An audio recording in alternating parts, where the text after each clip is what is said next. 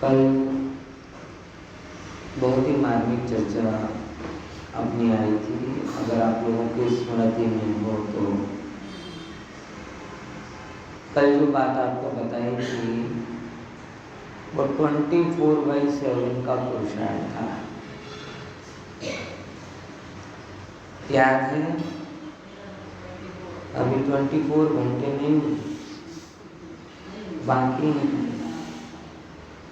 और मैंने ये भूलकर बोला है आपको कि आगे जिंदगी में जितने भी 24 घंटे आएंगे उन सब में ये विचार रखना है। देखो कैसे बताता हूँ, थोड़ा समझना। लास्ट की लाइन से जो अपना कल कोटेशन में भी रखाया था ना, उसी लाइन को से लेकर अपन आगे बढ़ते हैं। 3 चीजें बोली थी आपको, पैनापन, पवित्रता और सामर्थ्य।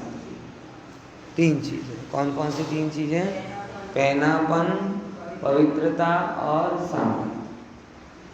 पैनापन होगा, सूक्ष्म उपयोग होगा तो ज्ञान और राग भिन्न भिन्न दिखाई देंगे, स्वाभाविक है, उसके बिना नहीं।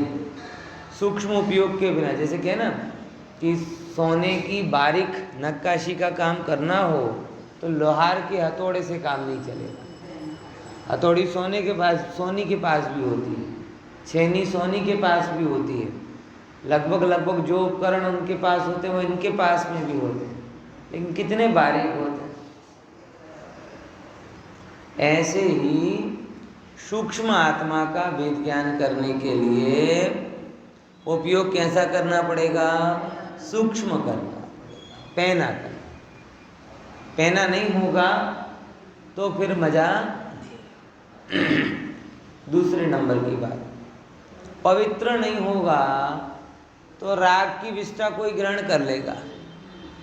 देखो जैसे अपने कपड़े जब पवित्र होते हैं ना, अच्छे होते हैं, तो हम अच्छी कुर्सी देखते हैं बराबर, और मेले कुचेले हो तो जहाँ चाहे धम से बैठ जाते हैं, गंदा हुआ गावे को घसा है।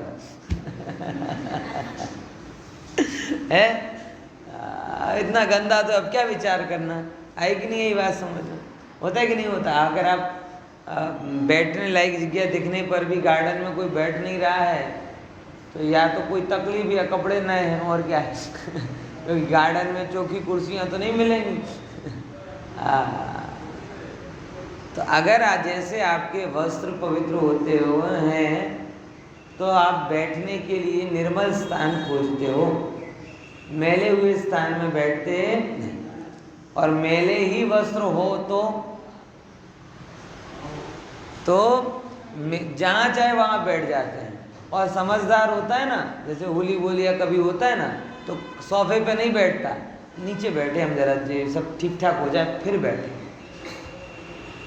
ऐसे जिसका ज्ञान पवित्र है वो स्वभाव के पवित्र अंश को ग्रहण कर लेगा, और जिसका ज्ञान ही मलिन है वो ग्रहण किसको करेगा? वेद करने पर भी वो ग्रहण तो अपवित्रता को ही करेगा। ये समझ लें, दोनों की अपनी अपनी बुद्धि। आप किस में हो? मैं हमेशा कहता हूँ, खारे पानी वाली मछली को मीठे पानी में रखोगे तो मर जाएगी, और मीठे पानी वाली मछली को खारे पानी में रखोगे तो मर जाएगी। ज्ञानी अपवित्रता का ग्रहण करके मरणीय दुख मानते, और अज्ञानियों को पवित्रता की बात करो तो उनको वो एकदम अनाकर्षक लगती है। इसमें क्या बड़ी बात है, कुछ राग का तड़का डालो तब मजा है। समझे कि नहीं समझे? इसलिए ज्ञान को क्या करना? पवित्र। और पवित्र के बाद तीसरे नंबर की बात क्या बोली थी? शक्तिशाली। देखो भिन्न कर भी लिया, ग्रहण कर भी लिया, लेकिन जैसे ये है ना, ये मोबाइल, ये ग्रहण भी कर लिया, ये एक समय की शक्ति, लेकिन अब इसको ग्रहण करके ऐसे ही खड़ा रहूं 5 मिनट, तो ये जो मोबाइल 100-150 ग्राम का होगा, ये 5 मिनट ऐसा करके रखो ना तो आपको 5 किलो जैसा लगने लगेगा। यानी उठाने की ताकत और उठाए रखने की ताकत, इन दोनों में गुणाकार में अंतर होता है। जैसे हाथ उठाना बड़ा सरल काम है, लेकिन स्कूल में पनिशमेंट मिलती है कि चलो हाथ ऊपर करके खड़े हो जाओ। 15 मिनट तक जब हाथ खड़े होते थे तब सब याद आ जाता था, नानी दादी मम्मी पापा। आपको हाथ उठाने का बड़ी बात है क्या? बड़ी बात नहीं है, लेकिन उठाए रखना बड़ी बात। ऐसे जानना बड़ी बात नहीं है, जानकर जानते रहना बड़ी बात। ये सामर्थ्य।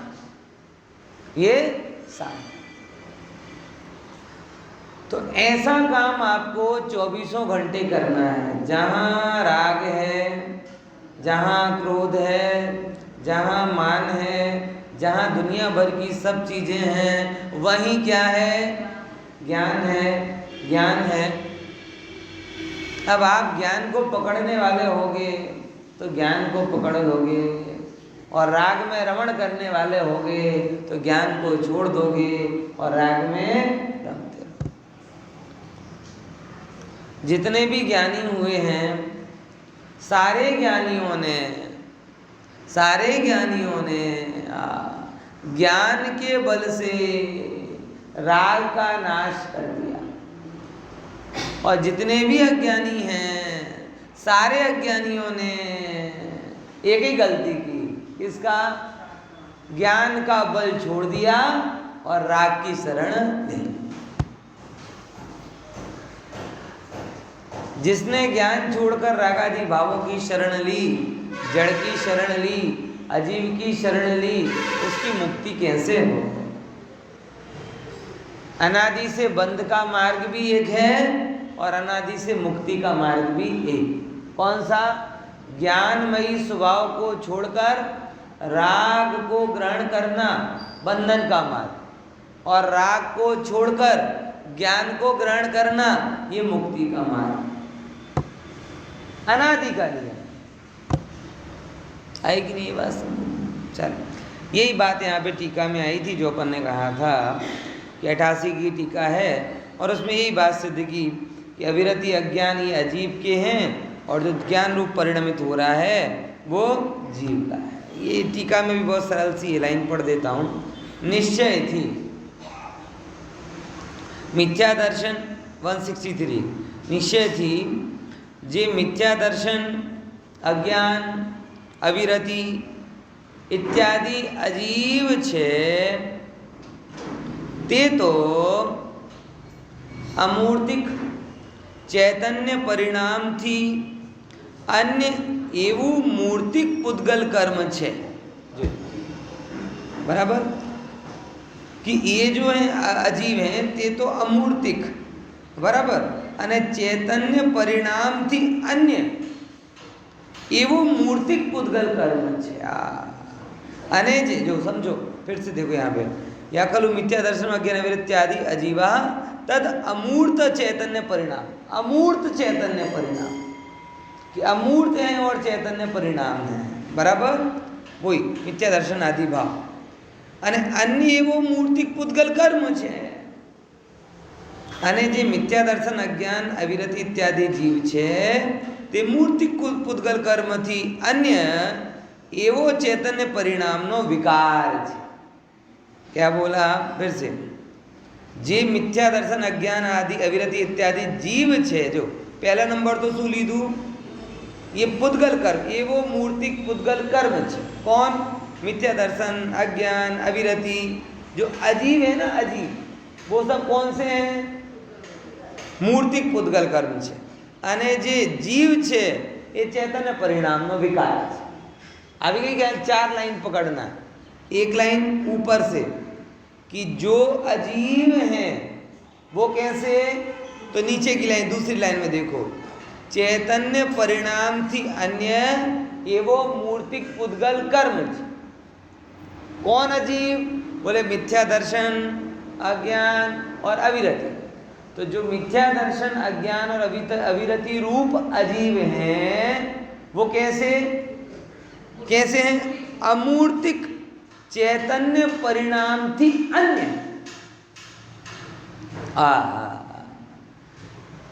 जीव से भिन्न, जीव से भिन्न एवो मूर्तिक पुद्गल कर्म छे। कैसे है वो? जीव से भिन्न मूर्तिक पुद्गल कर्म है। अने પછી અને જે मिथ्या दर्शन अज्ञान अविरति इत्यादि जीव छे। जे जीव छे वो कैसे, मतलब जीव में होने वाले विकार, तो उनका बता रहे ते मूर्तिक पुद्गल कर्म थी अन्य, यानी वो पुद्गल के नहीं, वो कैसे हैं? चैतन्य परिणाम नो विकार। क्या बोला? कैसा है चैतन्य परिणाम का विकार? जीव जब अपने स्वभाव रूप परिणमता नहीं, परिणम रहा है लेकिन स्वभाव रूप नहीं परिणम रहा। अच्छा ये बताओ, पागल क्या कोई काम नहीं करता? पागल क्या कुछ बोलता नहीं? पागल तो क्या कोई विचारता नहीं है? अगर बोलना, काम करना और विचारना समझदार का लक्षण है तो पागल में तीनों पाए जाते हैं। मिले होंगे ना एकाध कि नहीं मिले अभी तक? गांडा होना गाम ना होय, गामे गामे मड़े न तो मड़े आते ना। तो ये व्यक्ति पागल है। क्यों है? ये कोई बोलता नहीं है क्या? बोलता है। ये कोई काम नहीं करता क्या? करता है। विचारता नहीं है क्या? विचारता है। तो पागल क्यों है? बोलवा जेवो बोलतो नहीं, करवा जेवो करवो करतो नहीं, अने विचारवा जेवो विचारतो नहीं। बस तो जेवो बोलवू विचारवू करवू जोईए एवो बोलतो विचारतो करतो नहीं, माटे गांडो। सिंपल। ख्याल में रखनी यार। ऐसे ही परिणमन तो हो रहा है, मगर ये मिथ्यात्व का परिणमन क्यों है? विकार रूप परिणमन क्यों है? अगर इसी परिभाषा को थोड़ा सा और करूं कि बोलवा जेवो बोलतो नहीं, विचारवा जेवो विचारतो नहीं, करवा जेवो करतो नहीं, जो आ डेफिनेशन पागलनी बनावीए। एग्री? एग्री? तो नोंधाई दूं नाम बधानो? है? है? अभी मैंने बोला था ना, गांडाओना गाम ना होय। હવે તો આખા ગામ જ ગાંડાઓના થઈ ગયા છે। ગામે ગામ ગાંડા नहीं, गांडाओना જ गाम થઈ ગયા। क्योंकि हम खुद विचार करके देखो तो पता चलेगा कि बोलने लायक कितनी बातें दिन में बोलते हैं, करने लायक कितने काम दिन में करते हैं, और विचारने लायक कितनी बातें हम विचारते हैं। अब थोड़ी देर पहले आपने सबको पागल बता दिया था इस बात में, और इसी परिभाषा में हम भी बच के नहीं जा पा रहे। बस इतना है अंतर कि हमारा पागलपन, मोह का पागलपन सर्टिफाइड पागलपन है, प्रामाणिक। बराबर ख्याल में है कि नहीं है? हम देखिए हर चीज में लिखा होता ना, इतने परसेंट तक चलेगा, इतने परसेंट तक चलेगा, है? एक बीच में बात याद आ रही, पता नहीं कहने का मन हो रहा है, कह देता हूँ। मतलब अपना कैसा जीवन हो गया। कैडबरी का भी चलन आ रहा है ना, रक्षाबंधन आएगी तो सबसे कैडबरी में कॉकरोच की बात आई थी। तो कैडबरी की तरफ से क्या क्लेरिफिकेशन आया था पता है? कि 6% तक कॉकरोच का अगर उसमें मिले तो कोई दिक्कत नहीं है, वो आपकी बॉडी को नुकसान नहीं पहुंचाती। हाँ, मैंने लीगली उस चीज़ को, मैं गूगल व्हाट्सअप तो करते ही नहीं हूँ कोई चीज़ का, उसका मूल जाके उसका जो सोर्स खोजा था, जब वो वीडियो वायरल हुआ था तब मैंने वो उसका थोड़ा रिसर्च किया था, और उसमें उसका जो क्लियरिफिकेशन आया कि यस इट्स इम्पॉसिबल, मतलब ये असंभव है कि जब वो बन रही हो तब पूरी तरीके से कॉकरोच वगैरह को अवॉइड करना असंभव है, लेकिन जितने भी कॉकरोच उसके अंदर मिलते हैं वो 6% के अंदर होते हैं जो आपके लिए नुकसानदायक नहीं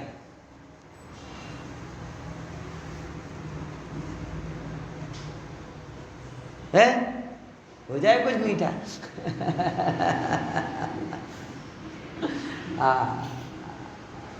समझ में आया?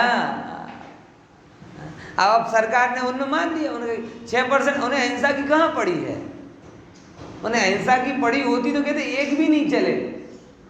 उन्हें अहिंसा की नहीं पड़ी, उन्हें केवल इतनी पड़ी है कि वो चीज़ मिले तो आपके शरीर को नुकसानदायक होगी तो बैन कर देंगे, और नहीं होगी तो, और स्टैंडर्ड 6% का बोला है तो ना जाने कितने % होगा, ये तो भगवान जाने। ख्याल में है कि नहीं है?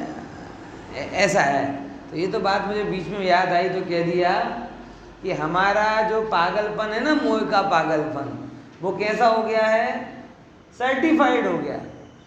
सब लोगों ने इसे एक्सेप्ट कर लिया है, और एक्सेप्ट कर लिया तो हमें उसमें उन्मत्तता दिखाई देती नहीं। इतना अंतर है।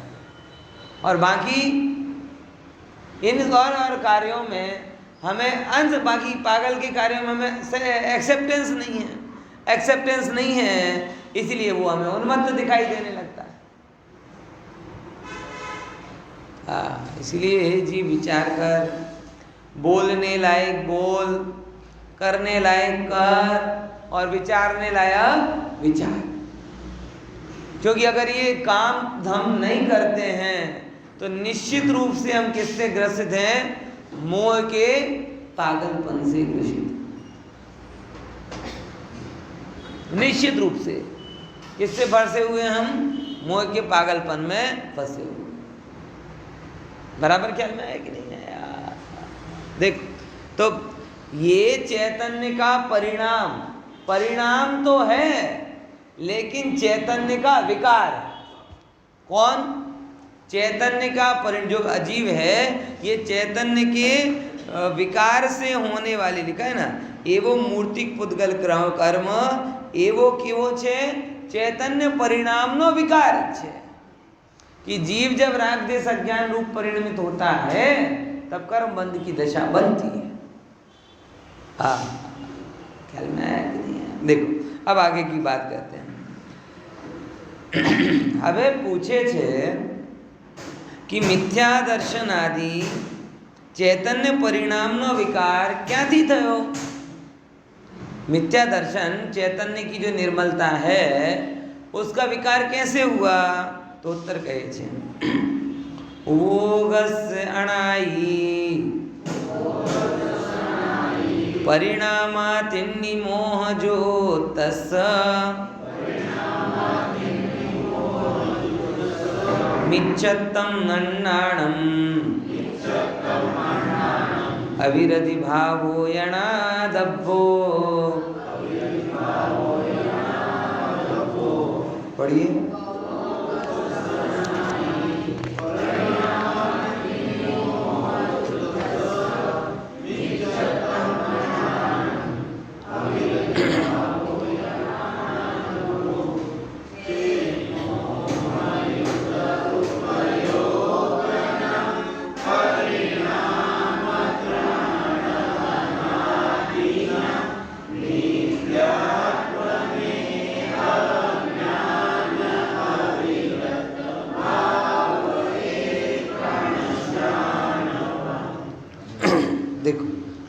सीधे कहते हैं ओगस, मतलब अभी अपन ने उपयोग और जड़ की सीमा नक्की की है ना, कि उपयोग उपयोग में है और जड़ जड़ में है। जो उपयोग में है वो जीव का, और जो उपयोग से बाहर है उद्गल कर्म वो अजीव। क्लियर?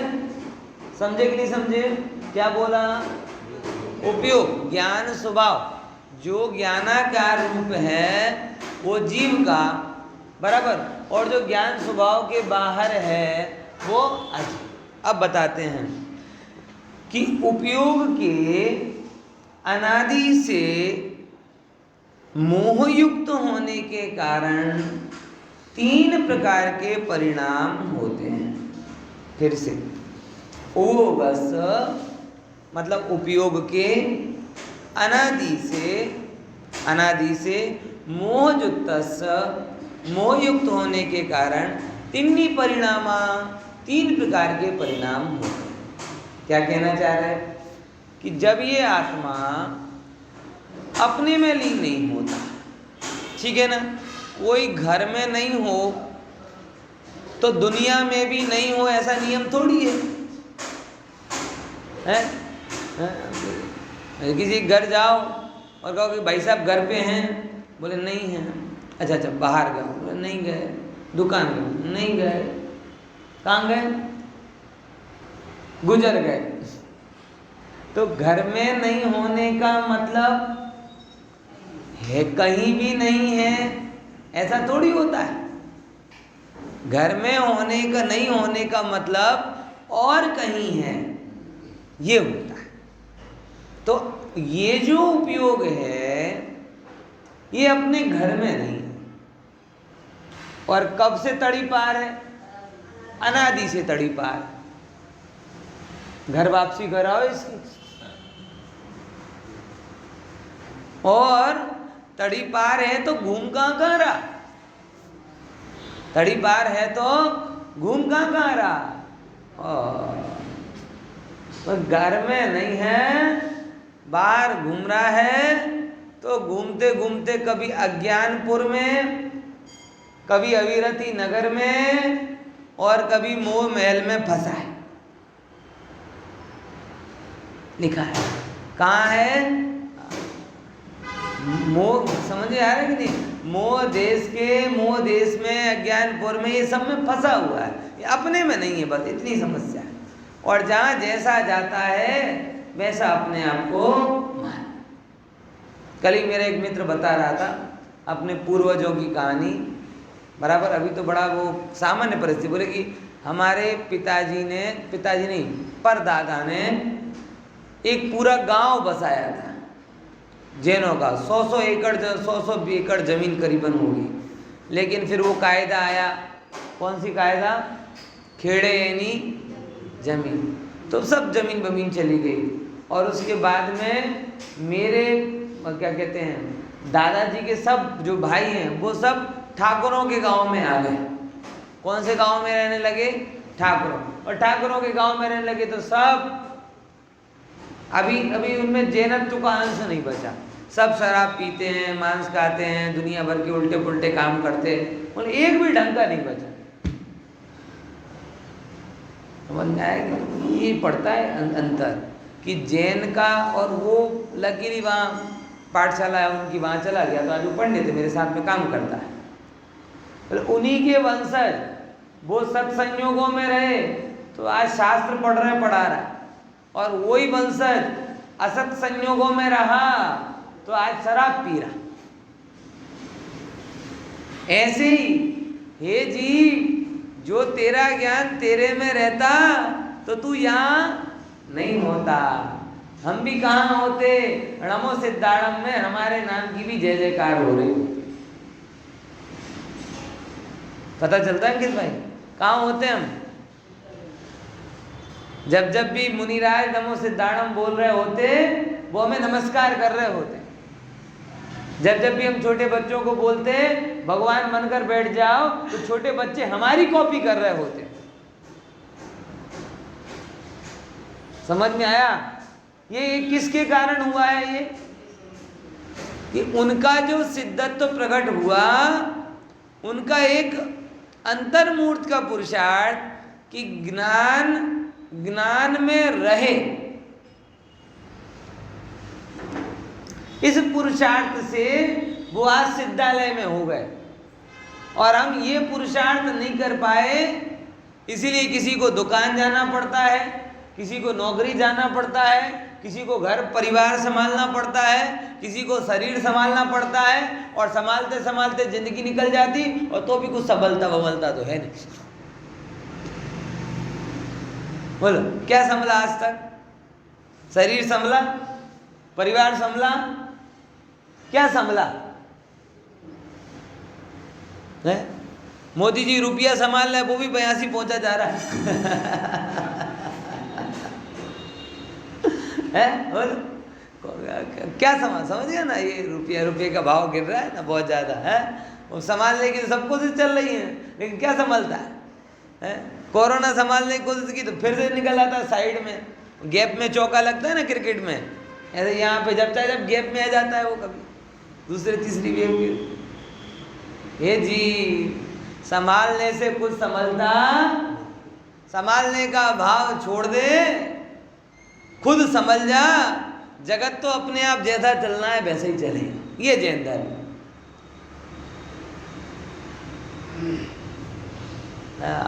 समझ में आया? ख्याल में आया कि नहीं आया? और जगत में एक चीज जिसे आप संभाल सकते हो वो स्वयं को है, इसलिए थोड़ा गंभीरता से विचार करो।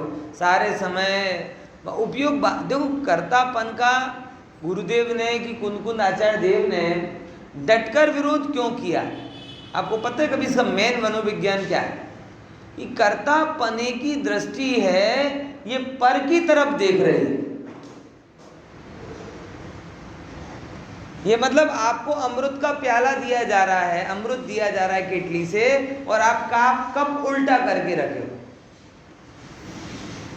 पॉइंट समझ में? सुबह सुबह चाय पी के आए होंगे ना सब, तो चाय जिस पात्र में भरी होगी, बराबर, अब वो चाय जिस पात्र में भरी है, ये देने वाला ऊपर है, लेकिन एक अनिवार्य शर्त है ना कि वो पात्र ऐसा होना चाहिए कि ऐसा होना चाहिए, औंधा होना चाहिए कि सीधा होना चाहिए? सीधा होना चाहिए। उल्टा होगा तो ये कर्तापने की बुद्धि मतलब ज्ञायक भाव से उल्टी। अब आप उस केटली में चाहे गर्म पानी रखो, चाहे चाय रखो, चाहे औषधि रखो या अमृत रखो, अगर वो कप उल्टा है तो उस कप में कुछ नहीं आने वाला, और अगर वो सीधा है तो जो केटली में है वो फटफट आ जाएगा। तो कुंद आचार्य देव समस्त आचार्य कर्तापने का मूल विरोध इसके लिए करते हैं कि जब जब व्यक्ति कर्ता होकर सोचता है तब तक वो आत्म स्वभाव से उल्टा हो, उसका ध्यान कहां जाता है? पर में जाता है। इसीलिए जो हम अकर्तावाद की पराकाष्ठा करते हैं ना, तब ये कहते परिणामों को भी संभालने का मैं करता नहीं। पूर्व भाई क्या बोला? ये समझ में आ रहा है? बड़ी सूक्ष्म बात है, थोड़ा ध्यान से समझना, पचाना और बात को। अकर्तावाद की पराकाष्ठा क्या? पर्याय पर्याय स्वतंत्र, परिणामों का भी मैं करता नहीं। और ये बात सही भी है, राग की पर्याय को मैं लाना चाहूं और वो ना आए तो नहीं आती। किसी श्वेतांबर भाई को कह दो कि दिगंबर प्रतिमा को आदर सम्मान से देख ले, तो उसे वो ही दिखाएगा, नग्न बना देते हैं, कितना भगवान का अपमान करते हैं, यही दिखाई देगा।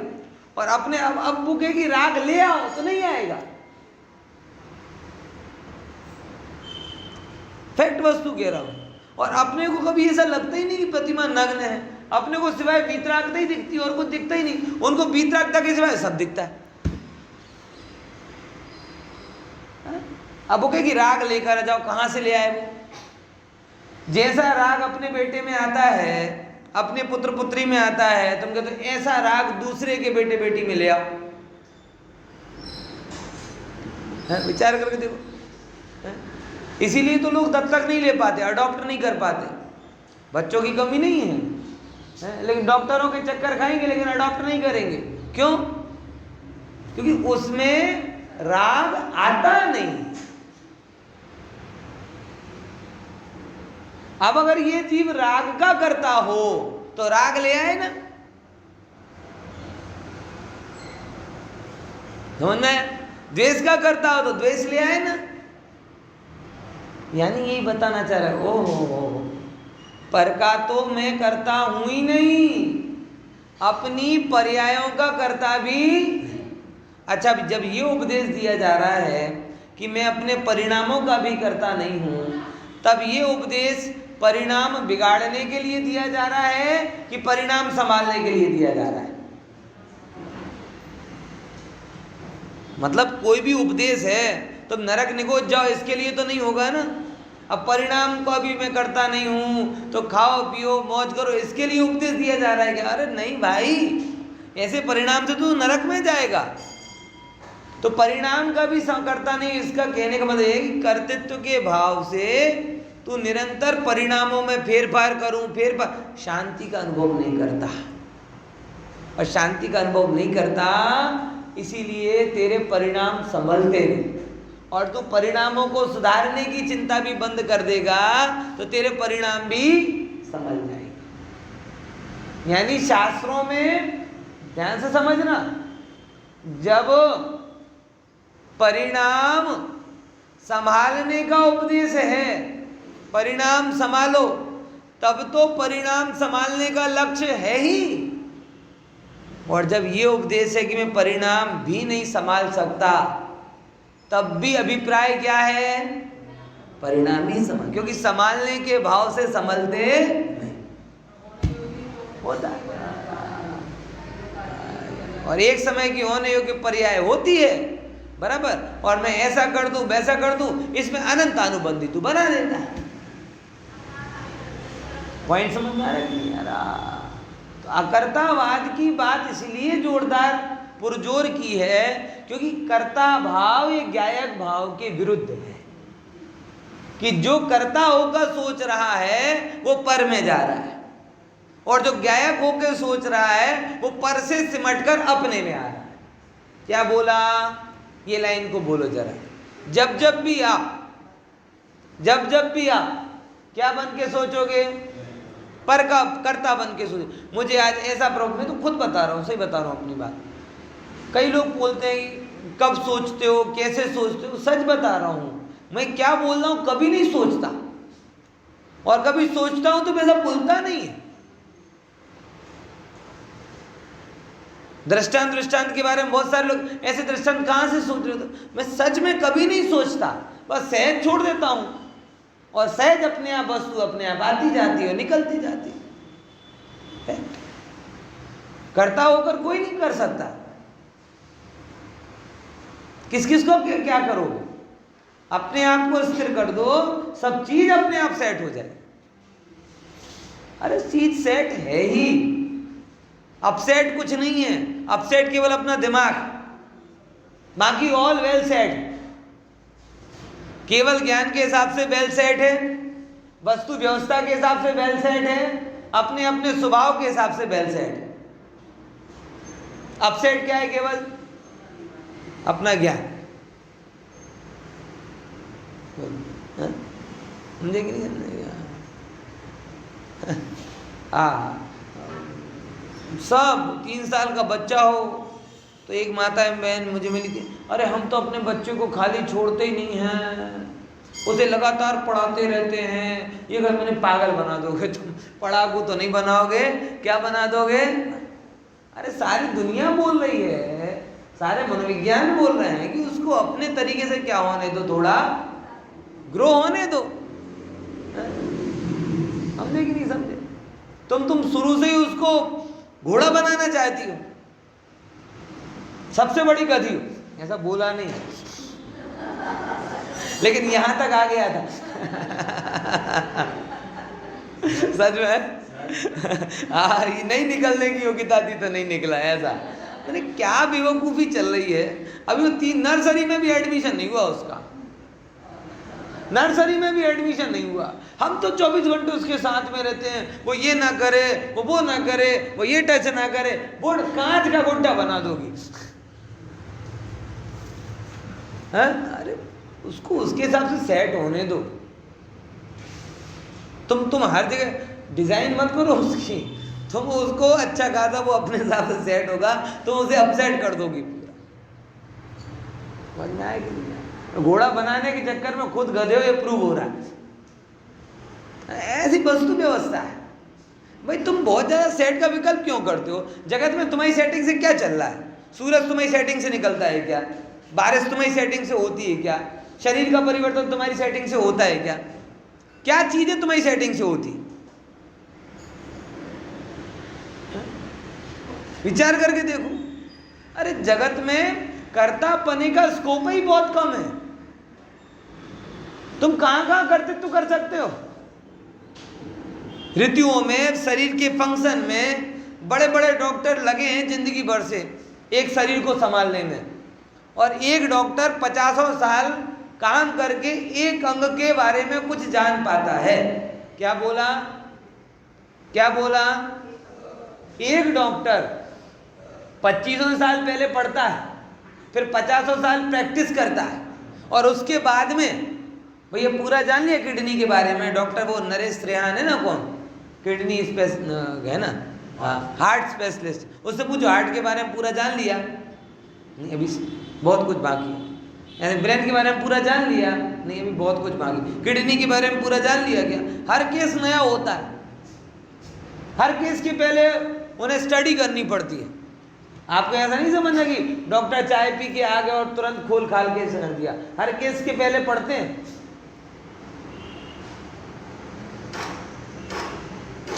अब सोच रहे हो 75 साल से एक डॉक्टर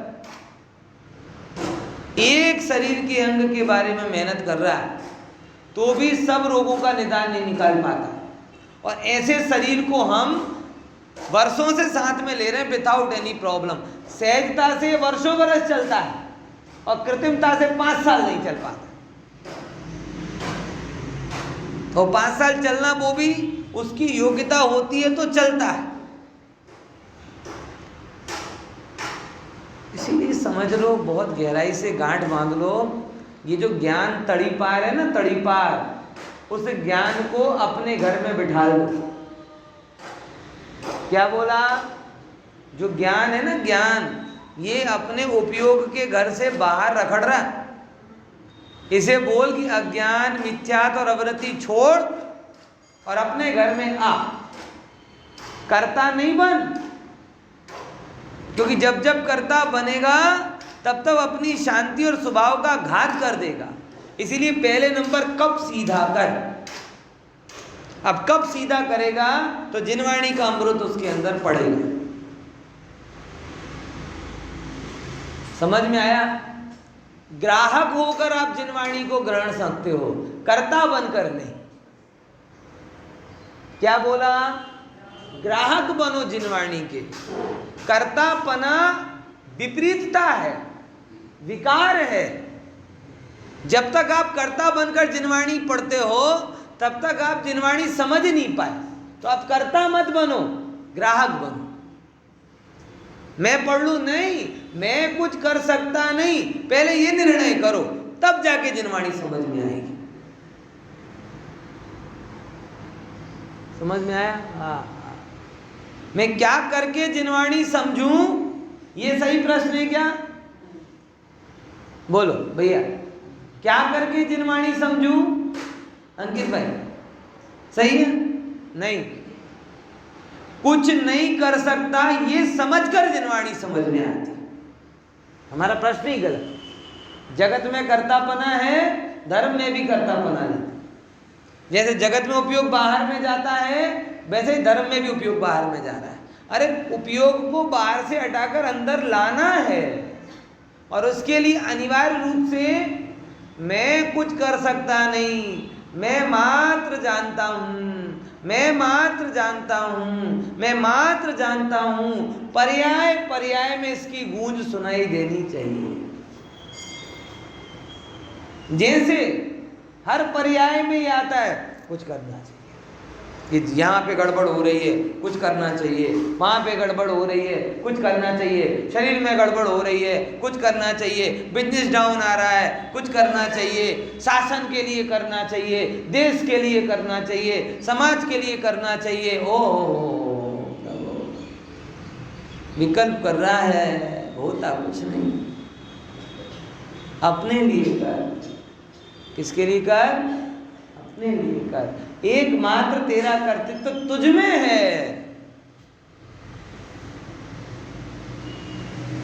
दुनिया को बहुत संभालने की कोशिश की, कुछ संभला नहीं। एक क्षण खुद को संभाल ले प्रभु, संभलेगा बाद में। पहले नंबर में कुछ कर सकता नहीं, इस भाव को निकाल दे। कब सीधा कर दे, साफ कर दे। अब अमृत अपने आप ग्राहक बनकर जिनवाणी को पकड़ो। किसके बनकर? अपना अभिप्राय मत मिलाओ उसमें। कर्ता बनकर जाओगे, अमृत बाहर छलक जाएगा, अंदर कुछ नहीं। खुले हुए कमल के फूल बनो, बंद नहीं। सबको अच्छा लगता है? सबको कौन सा कमल अच्छा लगता है? खुला हुआ कि बंद? खुले हुए की क्या खूबी है? कि वो ग्रहण कर सकता, और बंद की क्या खूबी है? कि कुछ ग्रहण नहीं कर सकता। वो हमारा मन है ना, वो बंद कमल है। इसलिए केवल ज्ञान का प्रकाश अंदर में उतर नहीं रहा। कर्ता बनकर सोच रहा, उपयोग बाहर है, अपने में आना वो धर्म है। समझ में आया? इतनी स्पष्ट बात है, क्या कहें इससे। देखो अनादि थी, मोहयुक्त हुआ थी, उपयोग ना। अनादि थी કેટલા પરિણામ છે? 3 પ્રકારના। કયા કયા? મિથ્યાત્વ रूप परिणाम, अज्ञान रूप परिणाम और अविरति रूप परिणाम। कौन कौन से 3 परिणाम है? मिथ्यात्व रूप परिणाम, अविरति रूप परिणाम और अज्ञान रूप परिणाम। ये 3 परिणाम नहीं, ये 3 द्वारों से हमारा उपयोग कहाँ जा रहा है? बाहर जा रहा। आएगी नहीं समझ में? कौन कौन से? मिथ्यात्व, अज्ञान और मिथ्यात्व के कारण जैसा है वैसा दिखता नहीं। देह और आत्मा भिन्न है, भिन्न दिखती नहीं। पर से मैं भिन्न हूँ, भिन्न दिखता नहीं, तो बस जो मैं नहीं उसको संभालने में मन चला जाता है। ये चोर है मोटे बड़े बड़े, जो आपके उपयोग को छीन के ले जा रहे हैं। अब सोचो, मिथ्यात्व के परिणाम में कभी स्थिरता आएगी क्या? चलो संभालने की जिम्मेदारी दी जाए आपको, किस किस को संभालोगे? मिथ्यात्व का परिणाम, पहले दुनिया को संभालने की बात आएगी। अब उतरेगी इतनी तो अपनी गजा बगर की बात है। पूरे देश संभाल लें, वो भी गजा बगर की बात है। समाज संभाल लें, कोई सुनता नहीं है। परिवार संभाल लें, वो भी कोई सुनता नहीं। फिर और छोटा होगा, बोले चलो कुछ नहीं, अपने शरीर को तो संभाल लें, शरीर भी नहीं सुनता। बोले चलो शरीर भी नहीं सुन रहा, अब मैं वेद ज्ञान कर लूँ, अब कोई नहीं संभला तो ये कहाँ संभले। मतलब आप सोचो, मिथ्यात्व में कितने प्रकार का कर्तृत्व आपके पास। वस्तुओं को लेने जाओ, चलो ये तो करता, अब स्वामी बनना है, स्वामी तो बनो। कितने के स्वामी बनोगे बोलो? पहले मकान के स्वामी बन गए, एक लेकर आए, कपड़े आ गए, परिवार आ गया, अब फिर वस्तु, हजारों प्रकार की गाड़ियाँ, लाखों लाखों प्रकार की ज्वेलरी है, करोड़ों करोड़ों प्रकार की वस्तु। किस किस को लेने जाओगे? मिथ्या तो कभी शांति से बैठने देगा आपको। स्वामी बनना का भाव मिथ्या है। और आप ये मान के चलो कि मैं स्वामी हूँ, सबका स्वामी बनना है, तो पूरी जिंदगी एक क्षण के लिए आप शांति वेदन कर पाओगे क्या? विचार करके देखो। ये अडानी ने शांति ग्राम बना दिया, शांति मिली? क्या बनाया? शांति ग्राम है ये नाम। अरे ऐसा बनाया साहब, ऐसा बनाया है, ये है, वो है, फलाना है। अच्छा अच्छा, मतलब जो जो लोग बाहर रह रहे सब शांति में है ना। अरे भाई, जो जो लोग वहाँ रहे या नहीं रहे, जिनके चित्त में कर्तृत्व और अपनत्व का भूत नाच रहा, वो शांति में है ही, तृष्णा में है।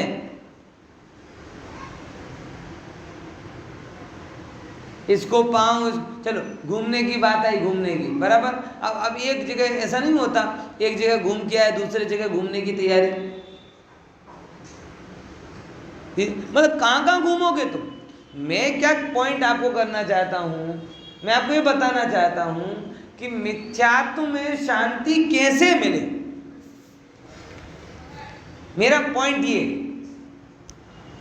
और मिथ्यात्व के जो रूप हैं, कर्तापने का रूप, वो कभी शांति दे पाएगा।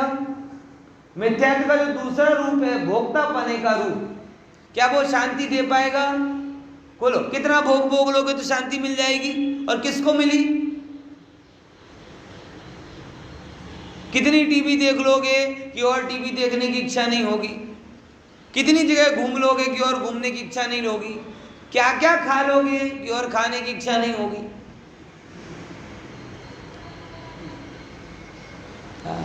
मैं खुद बता रहा हूं मेरी बात, जैसे हम लोग बचपन में थे ना, लगभग सबके बचपन की यही बात होगी कि एक ही हर त्योहार आता है, जैसे त्योहार चालू होते हैं, होली का त्योहार गया, रक्षाबंधन का त्योहार गया, फिर दिवाली का त्योहार गया।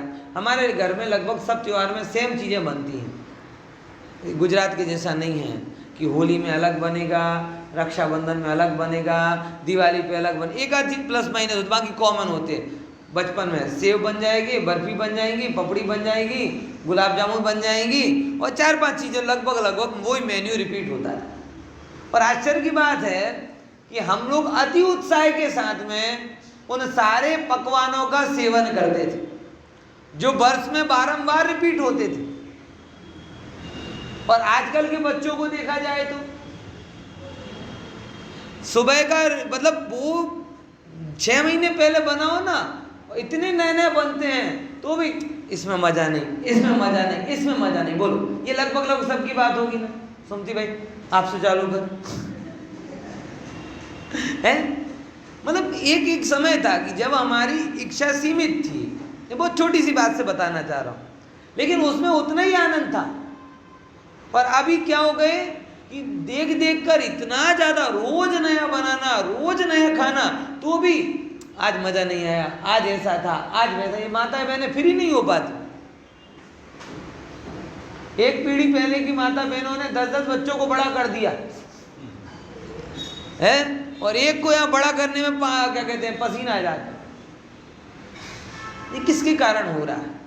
ये बचपन से भोक्तावाद माथे पर चढ़ गया। क्या चढ़ गया? भोक्तावाद। इसका नहीं और का। पहले भी अनंतानुबंधी भोगना का भाव था, लेकिन पहले वो सीमित था। अभी क्या हो गया है? वो असीमित होता जा रहा है। कपड़े, हर चीज आप देखोगे तो पता चलेगा। घर में कितने कपड़े रहते थे, अब कितने?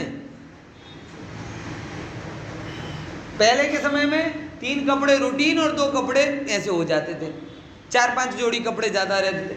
अब देखो तो कबाड़ में जगह नहीं, और तो भी शू પહેરું, कहीं પહેરવા જેવું જ નથી, મૂકવાની જગ્યા નથી અને પહેરવાનું મળતો નથી। खबर नहीं पड़ती क्या है? मतलब ये सब चीजें मैं केवल आपको सिर्फ इसके लिए बता रहा हूं कि ना तो आप कर्ता बन के शांति पा पाओगे, ना भोक्ता बन के, ना किसी को अपना बनाकर। अगर आप शांति पाओगे तो अपने में जमकर रम कर पाओगे। अविरति का भाव देखो, अविरति से आपको लगता है क्या कभी शांति मिलेगी? ये कर लूं, ये कर लूं, ये कर लूं, ये कर लूं, ये सब 5 इंद्रिय के विषयों में प्रवृत्ति करना कोई सीमित है क्या? कभी शांति नहीं मिलेगी। हे भव्य, आचार्यों की करुणा को समझो।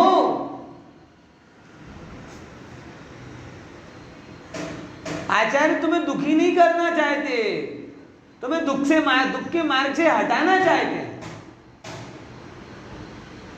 ये सब भौतिकवादियों ने तुम्हें दुख के मार्ग पर ढकेल दिया, मिथ्यात्व में सुख बता दिया, अविरति में सुख बता दिया, है, और अज्ञान में सुख बता दिया, पाप भावों में सुख बता दिया। ओहो, विचार करके देखो। कल ही वैसे ही पाठशाला पढ़ के गई, मैंने पूछा बेटा क्या पढ़ा, बोले पाप का पाप। कितना अपने कितना अच्छा है, दुख का कारण बुरा कार्य ही पाप। परिभाषा कितनी अच्छी है, सोचो। आप कुछ मत करो, केवल इसका विचार करो कि पाप क्या है, दुख का कारण बुरा कार्य। अब हमारी पाप की पूरी समझ कहाँ खत्म हो जाती? हिंसा। हिंसा दुख का कारण है और बुरा कार्य है। बाकी झूठ वो भी थोड़ा थोड़ा बुरा में लग जाता है। चोरी हमारी कोई करे तो बुरा लगता है, हम करें तो वो तो चतुराई। हमारी कोई चोरी करे तो बुरा लगता है, और हमने अगर कुछ फेरफार कर दिया तो वो हमें चतुराई। यहां तक दुखपना कम होता जा रहा है। अब आगे परिग्रह में दुखपना लगता है, परिग्रह ना हो तो दुखपना लगता है, भोग में दुखपना लगता है, खुशी चौथे नंबर का पाप, उसमें दुखपना लगता है, वो ना हो तो दुखपना लगता है। मतलब हम पाप का पहला पार्ट नहीं समझे अभी। बाल बोध में पढ़ा लेकिन अभी तक नहीं समझ पाए कि ये पाप केवल हिंसा नहीं है, दुख का कारण है और खोटा कार्य है। लेकिन बुद्धि उल्टी चल रही है। क्यों? मिथ्या तो परिणाम है, अज्ञान परिणाम है, उपयोग उससे भिन्न दिखाई देता है। समझ में आया कि नहीं आया? है? अज्ञान मतलब ये तमाम अज्ञान भाव कॉमन फैक्टर है। जो जो भी उल्टा है वो सब अज्ञान के अंतर्गत है। यह समय सार में जो अज्ञान है ना, वो अल्प ज्ञान, कम ज्ञान, उल्टे ज्ञान के रूप में नहीं, ये अज्ञान भाव है, वस्तु स्वरूप की यथार्थ समझ का अभाव। बराबर ख्याल में आया कि नहीं? तो ये यहाँ पर बात आई और चर्चा कल करेंगे।